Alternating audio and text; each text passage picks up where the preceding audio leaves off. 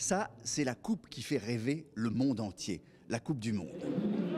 En 2022, pour la première fois de l'histoire, un pays arabe l'organisera. Le Qatar, dans ses magnifiques stades dont les maquettes sont présentées à l'Institut du monde arabe. Puis il y a l'Égypte qui organisera la Coupe d'Afrique des Nations.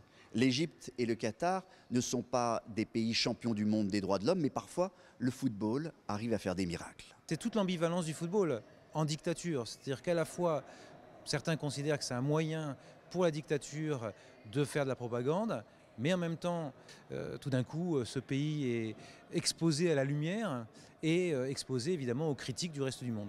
Regardez ce ballon, il a été fabriqué avec des morceaux qui viennent de l'un des murs de séparation entre Israël et la Palestine. Le football, c'est plus qu'un sport, c'est un symbole qui accompagne toutes les révolutions d'indépendance des pays arabes. Les printemps arabes, les premiers slogans sont apparus dans les stades, en Tunisie notamment, en Égypte.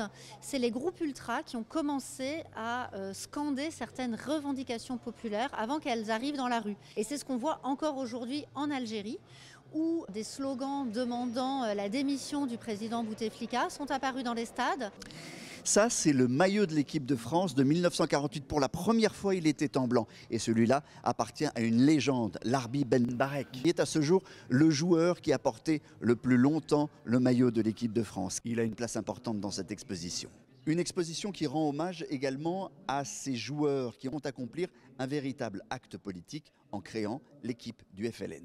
Nous sommes en pleine guerre d'Algérie et les joueurs très doués de l'équipe de France qui viennent d'Algérie décident de créer une équipe nationale algérienne, l'équipe du FLN, pour soutenir le mouvement de libération nationale. Et cette équipe fera le tour du monde. La prochaine révolution dans le football est féminine. Elle a déjà démarré. C'est ce que montre aussi cette exposition. Les femmes ont le droit d'aller supporter des matchs de leur équipe.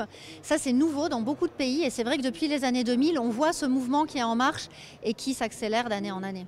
Foot et monde arabe, la révolution du ballon rond, c'est une exposition à voir à Paris jusqu'au mois de juillet prochain.